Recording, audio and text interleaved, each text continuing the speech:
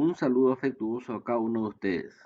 Espero que estén súper bien. Les invito nuevamente a compartir conmigo una nueva clase de Historia Universal. Los objetivos de la clase virtual número 6 son identificar el aporte de la cultura griega para la civilización occidental y conocer la cultura y el sistema político de Esparta. Los contenidos de la clase virtual número 6 son Esparta, magistraturas. Las ciudades más importantes o las polis griegas más importantes fueron Atenas y Esparta. El día de hoy vamos a estar desarrollando cómo fue desarrollándose esa civilización espartana. Esparta era una civilización o una polis griega netamente militar. Estaba formada por varias aldeas ubicadas al sur de la península del Peloponeso. Fue una polis totalitaria por su sistema de gobierno estricto. A la cabeza estaban dos reyes, por eso se le llamaba diarquía, con funciones militares y religiosas. El poder estaba en manos de un senado de 28 ancianos ilustres, mayores de 60 años, llamado Jerusia. En cuanto a la mujer, podemos decir que su principal misión era dar al Estado hijos sanos y fuertes. En Esparta, los niños eran propiedad del Estado. Al nacer el niño era evaluado si era fuerte y sano para ser un buen soldado, o si era mujer, si podía procrear buenos soldados, o si era una buena madre. Si era débil, lo sacrificaban, arrojándolo de la altura. Los varones de los 7 años se formaban para ser soldados. A los 20 se incorporaban al ejército. Las mujeres recibían educación basada en la gimnasia, la lucha y el atletismo, con la finalidad de hacerse fuertes para tener hijos fuertes. Hombres y mujeres tenían la obligación de casarse y tener hijos para que siempre hubiera ciudadanos como para alistarse al ejército. Y así sucedía la vida social de los espartanos, que era enfocada netamente a una vida militar. La sociedad espartana estaba dividida en tres estamentos. En el primer lugar o en la cúspide de la pirámide estaban los dorios o espartanos, que eran castas familiares y dominadoras, dueños de privilegios que consideraban denigrante el trabajo. Después estaban los periecos. Estos eran personas libres y se dedicaban al comercio y a la industria, generalmente extranjeros o personas dedicadas al trabajo en diversos menesteres. Luego estaban los hilotas, que fueron los antiguos habitantes de Esparta, sometidos a la propiedad del Estado. Vivían en condición de esclavos para proveer a los ciudadanos conquistadores, que eran los dorios, de todas sus necesidades.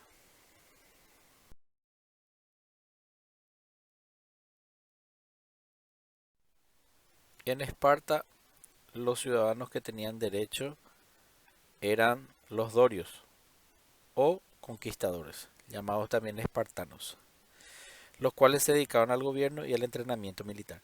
El comercio quedaba a cargo de los periecos, hombres libres pero sin poder político. La gran mayoría de la población eran los hilotas o esclavos, tratados cruelmente y carentes de derechos. La organización política de Esparta. En el primer lugar estaban los diarcos, que era la magistratura compartida por dos reyes de las familias Aguiadas y Europóntidas. Sus atribuciones eran religiosas y meramente simbólicas con el paso del tiempo. Luego estaba la Jerusia o Senado, de 30 miembros. Preparaban las leyes los dos reyes y los 28 senadores ancianos o gerontes. Después estaba la Pella o Asamblea, constituida por ciudadanos mayores de 30 años para votar o rechazar las leyes propuestas por los senadores.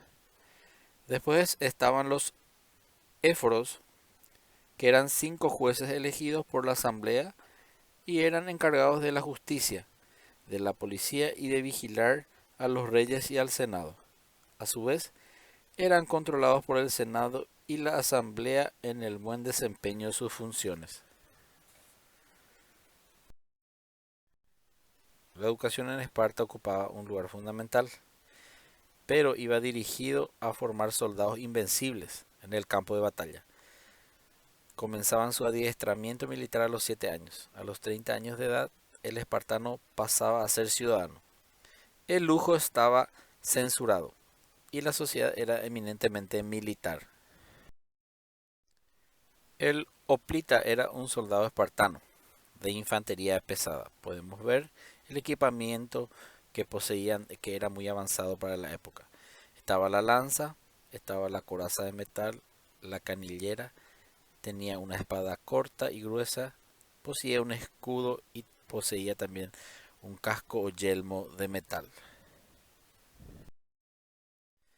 El éxito del ejército espartano se basaba en los combates y también, como los romanos que vamos a ver más adelante, se basaba en la práctica extenuante de técnicas y tácticas militares. Una de las tácticas de combate de los hoplitas era el de combatir en falange, que era una formación cerrada donde ningún soldado sobresalía y se apoyaban unos entre otros y se apoyaban entre ellos. Y así sucesivamente se iban rompiendo las filas y atacando al enemigo con una fortaleza y una novedad técnica militar muy avanzada para esa época. Vamos a analizar un poco las guerras médicas. Debido a la expansión de los griegos, estos no tardaron en enfrentarse con otras potencias, que eran los medos y los persas, en un conflicto que se llamó guerras médicas. Fue Darío, rey de los persas, quien dio el primer paso al conquistar Tracia, una ciudad griega, arrastrando consigo a varios territorios y ciudades griegas en el año 512 a.C. Darío exigió la sumisión a las ciudades griegas. Atenas y Esparta no aceptaron, y en el 490 a.C. el ejército ateniense a cargo de Milcíades el joven derrotó a los persas en la ciudad de Maratón, salvando a toda Grecia. En el año 480 a.C., Jerjes, hijo de Darío, reinició las campañas militares contra los griegos. Leónidas, rey de Esparta, al mando del ejército griego, se instaló en el paso de las Termópilas para defender a toda Grecia. El resultado fue la derrota griega y la entrada de los persas a la ciudad de Atenas, la que quemaron completamente. Ahí se destaca la actuación de Leónidas, que con 300 combatientes lograron suspender el avance por mucho tiempo del hijo de Darío, Jerjes. Por eso es la campaña de Termópilas recordada por la valentía de esos 300 hombres hasta la actualidad. Una hazaña militar nunca antes vista en la historia. Luego, a pesar de esa derrota, una flota construida por Temístocles, general ateniense, combatió exitosamente los barcos persas frente a la isla de Salamina. De esta forma se ponían término a las guerras médicas. Luego, con la ayuda de los persas, Esparta logró vencer a Atenas, lo que produjo el inicio de la decadencia de la antigua Grecia, la que se acentuó con las conquistas posteriores del rey de Macedonia, Filipo. Los legados de la cultura espartana fueron: las leyes eran inmutables, fue una república eminentemente aristocrática. El extranjero, cuando era expulsado de la ciudad, se le daba 3 días de plazo para salir. Se le oprimió a los ilotas, que eran el pueblo más esclavizado. Reservó el gobierno para unos pocos. Se le denominó la oligarquía. También tuvo un senado vitalicio de 30 miembros, llamado Gerusia. Los ciudadanos de la asamblea votaban en silencio. Esparta era un cuartel totalitario. El espartano era soldado antes que ciudadano. El niño pertenecía al Estado y su educación era puramente militar. La ley prohibía el trabajo al espartano. Por humillante y deshonroso, Esparta no fomentó industria ni comercio, no cultivó las artes ni la ciencia, se perfeccionó únicamente en la guerra. Los espartanos eran más enérgicos que inteligentes, contaban únicamente con la fuerza y el valor bélico. Esparta no dejó rastros de su grandeza, salvo el valor del rey Leónidas en el paso de las Termópilas. Esparta legó al mundo su disciplina, patriotismo y valor guerrero.